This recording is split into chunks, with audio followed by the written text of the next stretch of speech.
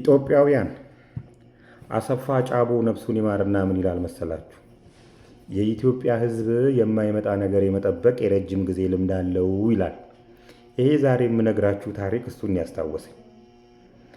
በ660 ሺህ ብር ይሄኛውን መኪና፣ በ890 ሺህ ብር ይሄኛውን መኪና ከውጭ ያስመጣላችኋለሁ ብሎ ቅድመ ክፍያ 200 ሺህ ብርና 150 ሺህ ብር። ይሄ የሚሰራው እንግዲህ ፍኖት ማይክሮ ፋይናንስ የሚባለው ሳኮ የሚባለውና ያው የፈረደበት ጤግሮስ ትሬዲንግ ነው።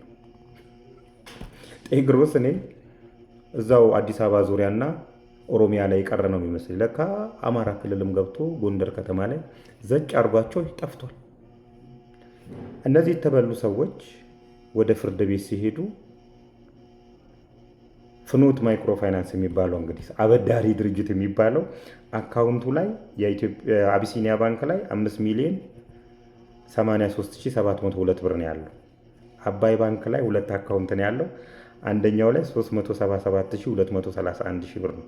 አንደኛው ላይ ደግሞ 114,164 ብር ነው ያለው።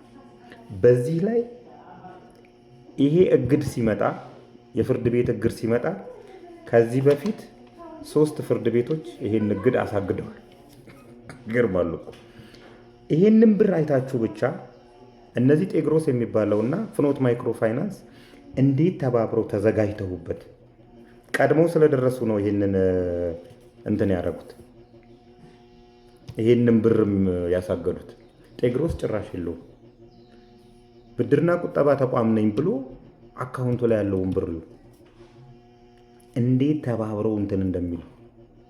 ስለዚህ ጥፋተኞቹ እኛ ነን። በ660 ሺህ ብር መኪና ይመጣልኛል፣ ቅድመ ክፍያ 200 ሺህ ብር ከፍዬ ይመጣልኛል ብለን ራሳችን ተሳስተን ሌሎችን የሚያሳሳት ነው እኛ ነን። በተጨማሪ የመንግስት መስሪያ ቤቶች ይመጣላችኋል ስጡ ሰራተኞች ያላችሁ፣ በዚህ አጋጣሚ ስትከሱ፣ በተለይ ጤግሮስን ስትከሱ እንድትሳሳቱ ያደረጋችሁን የመንግስት መስሪያ ቤቶች የጎንደር ከተማ ትምህርት ቢሮ፣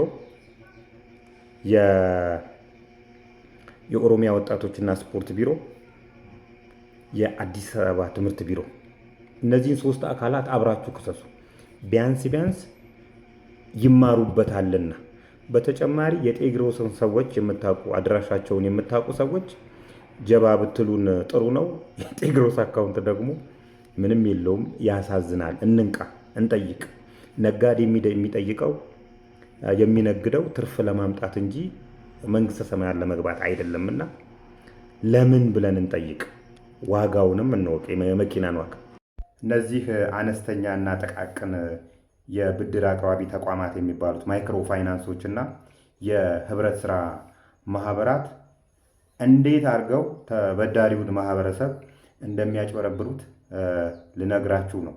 የህብረት ስራ ማህበራት ለጊዜው ይቆይና እነዚህ ጥቃቅንና አነስተኛ አበዳሪ ነን የሚሉ አካላት አሁን ላይ አዲስ አበባ ላይ በብዛት አሉ። በብዛት እንደውም አንድ ድርጅት የሆነ ነገር ስትከፍት ጥቃቅንና አነስተኛ በሚል በጎን ሌላ ትከፍታለህ።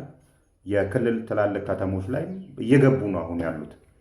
ለምሳሌ በቂ ማስረጃ ያለኝ መተማመን ማይክሮ ፋይናንስ የሚባለው ልንገራችሁ። ሁሉም ይሰራሉ በተለያየ አይነት ዳይሬክሽን። ሁሉም አጭበርባሪዎች ናቸው፣ ያደርጋሉ። ሜቢ ጥቂቶቹን ይቅርታ መጠየቅ ሊጠበቅ ይችላል። መተማመን ማይክሮ ፋይናንስ ለምሳሌ 500 ሺህ ብር ለመበደር በ4 ዓመት ከሄድክ ሲጀምር ኮላተራል ነው የሚያበድርህ። የሆነ ቁስ ይዞ ነው የሚያበድርህ። ቤትህን ካርታ ሊሆን ይችላል፣ መኪናህን ሊሆን ይችላል፣ ብቻ ሊሸጥ ሊለወጥ የሚችል ነገር ይዞ ነው የሚያበድርህ። 500 ሺህ ብር በ4 ዓመት በ26 ኢንተረስት ሬት ለመበደር ከሄድክ ሲሰጥህ የሚሰጥህ 430 ሺህ ብር ነው። 70 ሺህ ብሩን ሴቪንግ የሚል ነገር ያስቀምጣል። አሁን ኮላተራል ነው ያበደርከኝ። ኮላተራል ካበደርከኝ ለምንድን ነው ሴቭ እንዳደረግ የምታስገድደኝ? እዚህ ላይ ብቻ አያቆምም። ኢንተርስ ሲያስብ የ430 ሺህ ብሩን ሳይሆን የ500 ሺህ ብር ፕሪንሲፓሉ እሱ እንደሆነ አድርጎ ነው የሚያስበው። ስንት ጨመረብኝ ማለት ነው? 72800 ብር ጨመረብኝ ማለት ነው። ሲያስከፍለኝ ኢንተረስት አለ፣ ፕሪንሲፓል አለ። ለ4 ዓመት ከተበደርኩ 48 ወር ያካፍለውና ሴቪንግ በየወሩ ደግሞ ሴቪንግ ይደምርበትና በየወሩ እዛ እንትን ማድረግ አለብኝ። ለምንድን ነው በየወሩ ማድረገው? ስትሬት ላይን ያሰብክብኝ አይደል? ለ4 ዓመት ተበድረሃል ብለህ ነው እንትን እያልክ ያለ ኢንተረስት እያሳስከፈልከኝ ያለው አግባብ ባልሆነ ለዛውም የ500 ሺህ ብር ኢንተረስት እንደሆነ አድርገህ ለ4 ዓመት አስበህብኝ በየወሩ እንድከፍል ለምንድን ነው የምታስገድደኝ? ኮላተራል እኮ ነው የተበደርኩት። በጣም አስቂኝ ፓርታቸው ደግሞ 2 ወር 3 ወር ሜቢ ካልከፈልክ በተሰጠኝ ስልጣን መሰረት ቤትህን እሸጠዋለሁ ይላል። በመሃል መጥቶ ኧረ እባክህ ትሸጣለህ እንዴ? ለካ የተበደርኩ ለ4 ዓመት ነው። 4ኛ ዓመት ላይ ካልከፈልኩ ትችላለህ መሸጥ።